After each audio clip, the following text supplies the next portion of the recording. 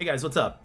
So I was looking up to see if I could find anything on a possible future new Duke Nukem game, whether it's in development or something, rumors, whispers, anything. And I found this little gem that was published the day before Christmas of last year. So it's titled, sounds like Duke Nukem's voice actor wants to buy the rights to the character. Now, granted, I didn't find much of anything else. This was all pretty much that I found in terms of like anything.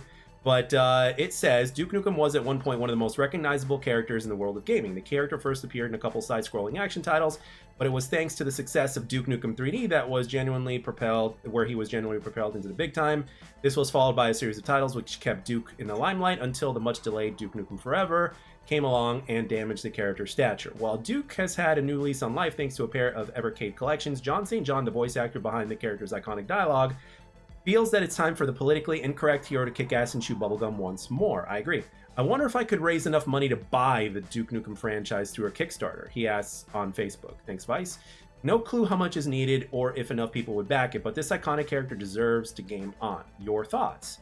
So that's basically the voice actor who's always voiced Duke, asking about that and his interest in doing that. And the article here concludes it's not entirely clear if John St. John, who in fact fans also voices he also voices Big the Cat from Sonic Adventure, and he voices a hell of a lot more characters than that, is being totally serious with this post.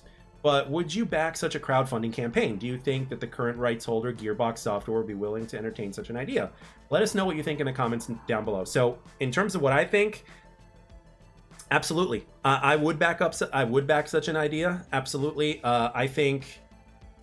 I think it's perfect timing for a character like this to make a comeback, and on top of that, for a character that meant so much back in the 90s, who hit his stride in the 90s and kind of being that raunchy character in video games that really there was nobody else quite like him, and with a multitude of different video games, and obviously Duke Nukem 3D being the biggest one that literally put him on the map. I would say that right now, especially where we are in gaming, I think it would be perfect for Duke to kind of just make a comeback and just kind of remind people that it's okay for games to be crazy, but they're not really meant to be taken seriously. I mean, did we not learn anything from the Mortal Kombat days? If games like Mortal Kombat can be relevant, then so can Duke. It just needs to be done properly. Like back in 2011 when Duke Nukem Forever came out, the game itself was lacking behind the times, even back then. And you could tell it was a incomplete game and it got released. And remember, this was back in 2011, back when games were definitely like 95% of the time, if not more, we're releasing 100% complete. Right now it's a lot more common for games to release incomplete. That's a whole other subject for another video, perhaps, maybe. But back then it was like your game needs to be 100% complete, and you can tell that game had a lot of parts in it that were just not finished. A lot of big reviewers can point out the nitty gritty little details, but with that being said, there are some hidden gems within that game, despite the fact that it had its shortcomings. But it was definitely not enough for Duke to be relevant. I know that there are plenty of people. I know a friend of mine personally got Duke Nukem Forever when it came out, and then literally on the same day sent it back, and there were even no questions asked. He told me that the person at GameStop basically said, "Yeah, no questions asked." Back at that time, because it was just so apparently it was something that was very, very common for back in the day. The only people that the majority of the people who absolutely loved that game and that absolutely kept the game despite its shortcomings were the really hardcore Duke Nukem fans, and they were just happy to have a new game. And I understand that, and I understand that there's some really cool parts in that game. But I think we can all agree that the game was also lacking, and it certainly didn't reach its full potential. I think if Duke Nukem Forever was done properly back in the day, and if it did reach its full potential, and all the bells and whistles were there from a content perspective as well as a gameplay perspective, I think Duke Nukem Forever would have had at least a few more sequels, and the character would have at least been more relevant, and there would be more attention his way. But unfortunately, because of one very delayed production of like 12 years, and a release by Gearbox that was definitely not up to par, that 1-2 combination knockout, punch basically was enough to put Duke on his ass to even to today. But and John St. John has been the only character that has voiced Duke, and he always said that if he was ever approached, despite the fact that he doesn't really do projects like this anymore, that he would come back and do it because he loves the character, and at the same time, he's been the only person to voice Duke. You know, and I do believe, and I do agree with him that the character does deserve another shot. I think the timing is right.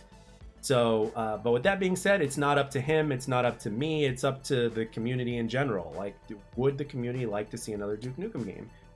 And I think if done correctly, I think it would fit perfect in today's gaming space. And I think it would remind people that, like, hey, don't take this stuff seriously. It's like, no matter what form of entertainment says something, if they say a line that's offensive, or a bunch of lines that are offensive, or has mature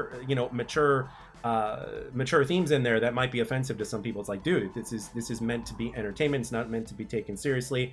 You know, it's not meant to be political or anything like that. It's like, just let the game be the game and let it be fun for what it is. You know, even if you go back to a movie like Tropic Thunder, man, a lot of people are saying that you can't make Tropic Thunder today, you know, and it's because people are just so easily butthurt today. It's like, you know, and Tropic Thunder was a funny fucking movie. It was great. So, but again, this is up for the community to decide. I think it's up in the hands of the community. I think if enough people show interest, then there's a chance for something like this to happen. But I don't see or hear too many things online about people talking about Duke Nukem. But if it is ever presented in a conversation, people will say that, yeah, I actually forgot about that character, and yeah, it would be cool to have him back. It would be something along those lines. But again, a lot of people have forgotten Duke. You know, he's forgotten at this point, and it's a damn shame. And I know I could be a little biased because I'm 40 years old, and I grew up in the time of when Duke was in his prime. You know, when Duke Nukem 3D came out, I was like, I don't know, 12 or 13.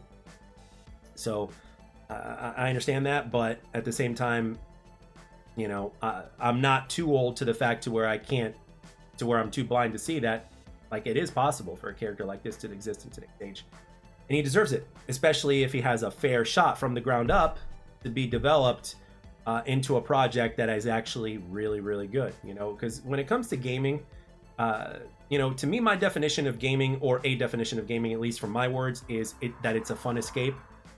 So if you have a ridiculous character with all these ridiculous one-liners, a story that makes no sense but is funny as hell, with mature themes, adult themes in there, fun gameplay that's similar to like what Doom is doing now, because that's what Duke Nukem was, right? You could use any weapon at any point, which is one of the things that Duke Nukem Forever messed up on, right? It only limited the player to 2 weapons. But if they took the concept of what the character's personality is and transformed that into gameplay and themes within the story, even though the story is obviously not meant to be taken seriously, but could add to the game because it will only add to the comedy, dude, and let people loose with, you know, the ridiculous guns that the series has had throughout its years when it was intact, and the different kind of enemies that you would have to shoot at, and bosses and stuff like that. Turret part, you know, there's parts where Duke is using turrets and stuff, jetpacks that allow him to fly and shoot rockets and shit like that. Like, you know, it's not supposed to make sense. You know, it doesn't have to. All it has to be is entertaining and crazy.